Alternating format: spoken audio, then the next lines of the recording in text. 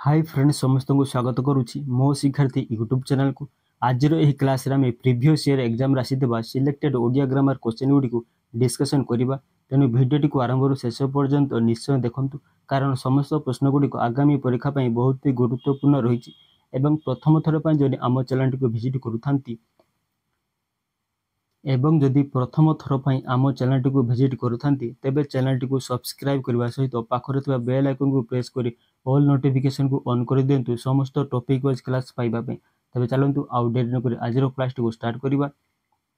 सो आज प्रथम प्रश्नटी रही आमे जितेबले अन्य सहित लेखिक निजर भाव विनिमय करूँ ताहा भाषार क्यों रूप पठित रूप श्रवण रूप लिखित रूप ना कथित रूप यार सठिक आंसर जो ऑप्शन नंबर सी लिखित रूप। एवं देखा नेक्स्ट प्रश्नटी कौन रही निम्नलिखित मध्यरु भिन्न विशेष क्योंटी गोपबंधु चौधरी महात्मा गांधी मधुसूदन दास ना उत्कलीय यार सठिक आंसर जो ऑप्शन नंबर डी उत्कलीय कारण ए सब गुड़िक गोटे निर्दिष्ट ना को बुझाला बेले उत्कलीय गोटे निर्दिष्ट ना को बुझाऊ ना तेणु यह अलग। एवं देखा नेक्स्ट प्रश्नटी कौन रही 1200 बढ़ी 12 वर्ष कोणार्क मंदिर गढ़ी एठार 1200 कि प्रकार विशेषण क्रिया विशेषण अवस्थावाचक विशेषण गुणवाचक विशेषण ना संख्यावाचक विशेषण यार सठिक आंसर जो ऑप्शन नंबर डी संख्यावाचक विशेषण कारण यह 1200 गोटे संख्या को बुझाऊँ। एवं देखा नेक्स्ट प्रश्न कौन रही निम्नलिखित मध्यरु केउटी सुरूपर सठिक गठन रीति अटे स्वरूप सुरूप सुरूप ना स्वरूप यार सठिक आंसर जो ऑप्शन नंबर सी सुरूप। एवं देखा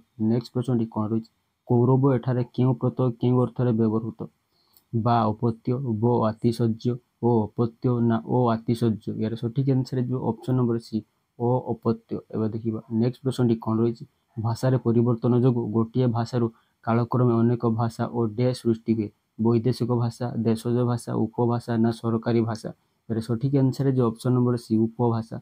एवं देखा नेक्स्ट प्रश्न कौन रही मुहुर्मुहु संधि विच्छेद कले कौन है मुहुयुक्त मुहु मुहुयुक्त मुहु मुहुयुक्त मुहु ना मुहुयुक्त मुहु यार सठिक आंसर जो ऑप्शन नंबर डी मुहुयुक्त मुहु समान मुहुर्मुहु।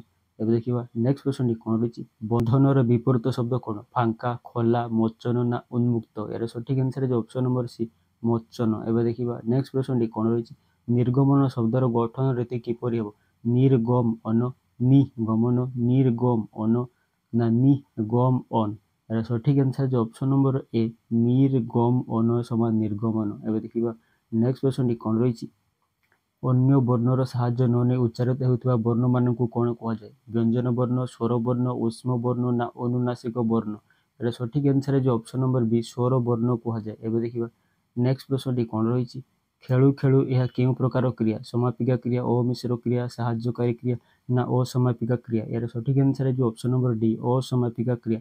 एवं देखा नेक्स्ट प्रश्न कौन रही अंध बुझामणा यही रूढ़ीटर अर्थ कौन कौन से कार्य को न बुझेगा उपयुक्त न्याय अंध व्यक्ति पर न्याय ना अन्याय विचार यार सठिक आंसर जो ऑप्शन नंबर डी अन्याय विचार। एवं देखा नेक्स्ट प्रश्न कौन रही स्वयुक्त लोक संधि कले कौन है स्वरलोक स्वरलोक स्वलोक ना स्मरलोक यार सठिक आंसर जो ऑप्शन नंबर ए स्वरलोक। एवं देखा नेक्स्ट प्रश्न कौन रही गरजिला मेघ बरसे नहीं एठारे गरजिला शब्द कि प्रकार विशेषण संख्यावाचक विशेषण अवस्थावाचक विशेषण क्रियावाचक विशेषण ना गुणवाचक विशेषण यार सठिक आंसर जो ऑप्शन नंबर सी क्रियावाचक विशेषण। एवं देखा नेक्स्ट प्रश्न कौन रही विटोपी शब्दर प्रतिशब्द लेख वृक्ष पृथ्वी आकाश ना अरण्य यार सठिक आंसर जो ऑप्शन नंबर ए वृक्ष। एवं देखा नेक्स्ट प्रश्न कौन रही परिणाम विपरीत शब्द कौन कुपरिणाम अपरिणाम सुपरिणाम ना न परिणाम यार सठिक आंसर जो ऑप्शन नंबर बी अपरिणाम। एवं देखा नेक्स्ट प्रश्न कौन रही रक्ष शब्दर प्रतिशब्द लेख देवता पंडित मानव ना दानव यार सठिक आंसर जो ऑप्शन नंबर डी दानव। एवं देखा नेक्स्ट प्रश्न कौन रही वस्तुवाचक विशेषर संज्ञा कौन जहाँ एक वस्तु व पदार्थ को बुझाए जहाँ जातिर नाम को बुझाए निर्दिष्ट कार्यर नाम को बुझाए ना उपरोक्त सबुगुड़िक यार सठिक आंसर जो ऑप्शन नंबर ए जहाँ एक वस्तु व पदार्थ को बुझाए। एवं देखा नेक्स्ट प्रश्न कौन रही गोबर गणेश यही रूढ़ीटर अर्थ कौन निर्बोध जन्मरु चतुर असहाय ना विद्यार पारंगम यार सठिक आंसर जो ऑप्शन नंबर ए निर्बोध। एवं देखा नेक्स्ट प्रश्न कौन रही शिक्षकों पिला फेल हेबा डैश फेरी उपयुक्त रूढ़ी द्वारा शून्य स्थान पूरण कर बाघ घरे मिरिग नाट अलणा कथा दीपतल अंधार ना अपना सुना भेंडी यार सठिक आंसर जो ऑप्शन नंबर सी दीपतल अंधार। एवं देखा नेक्स्ट प्रश्न कौन रही अल्प धन विकल मन एठारे विकल कि प्रकार विशेषण ଗୁଣବାଚକ ବିଶେଷଣ, ବିଶେଷଣର ବିଶେଷଣ, ପରିମାଣବାଚକ ବିଶେଷଣ ନା ଅବସ୍ଥାବାଚକ ବିଶେଷଣ? ଏଇଟା ସଠିକ୍ ଆନ୍ସର୍ ଯେ ଅପସନ୍ ନମ୍ବର ଡି ଅବସ୍ଥାବାଚକ ବିଶେଷଣ। ଏବେ ଦେଖିବା ନେକ୍ସଟ ପ୍ରଶ୍ନଟି କ'ଣ ରହିଛି, ଅତଏବ ସନ୍ଧି ବିଚ୍ଛେଦ କଲେ କ'ଣ ହେବ?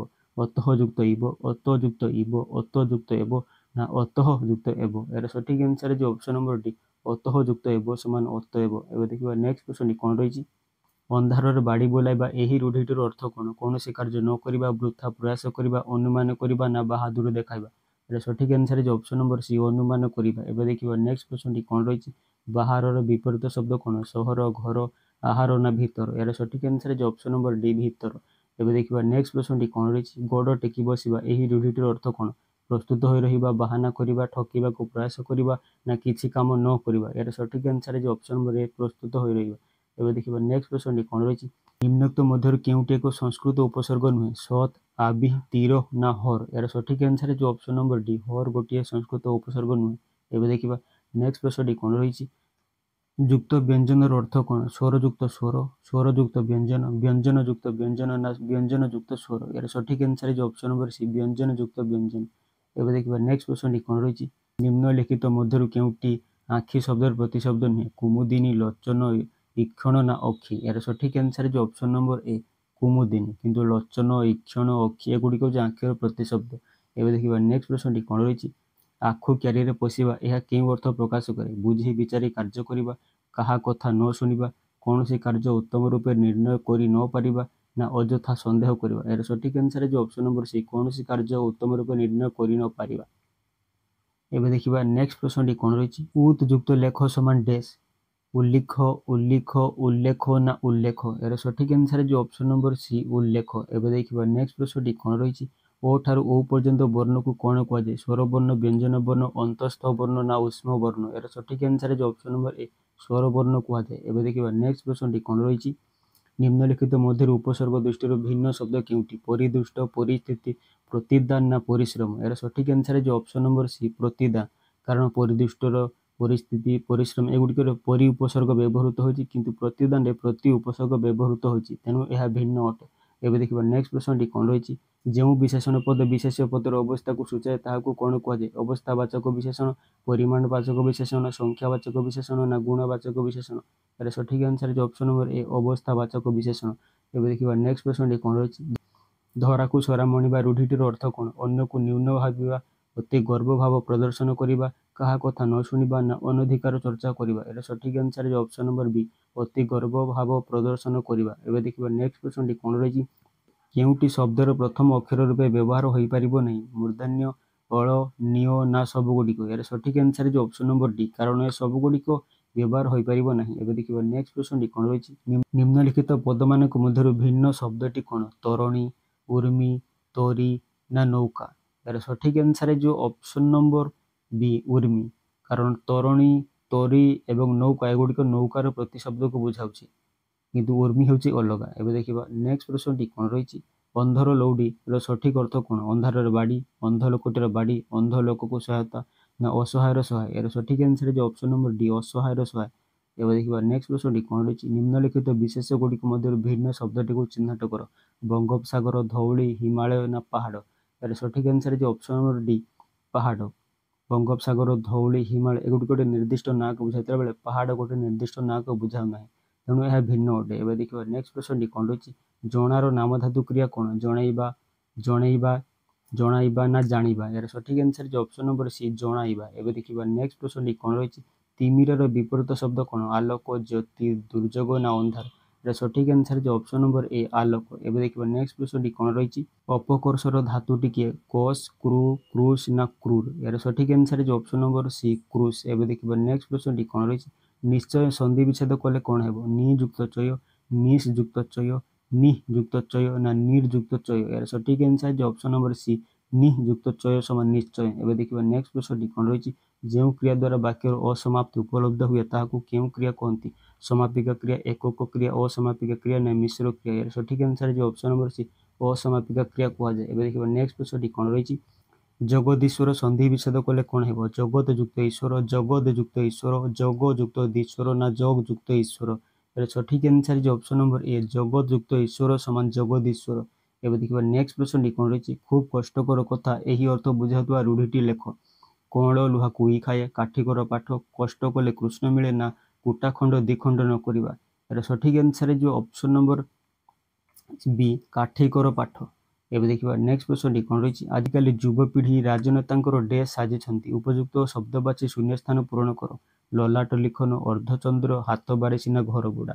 ଏହାର ସଠିକ୍ ଆନ୍ସର ହେଇଯିବ ଅପସନ୍ ନମ୍ବର ସି, ହାତ ବାରେସି। ଏବେ ଦେଖିବା ନେକ୍ସଟ ପ୍ରଶ୍ନଟି କ'ଣ ରହିଛି, ଆକର୍ଷଣର ବିପରୀତ ଶବ୍ଦ କ'ଣ, ବିକର୍ଷଣ, ବିକର୍ଷଣ, ଅନାକର୍ଷଣ ନା ବିକର୍ଷଣ।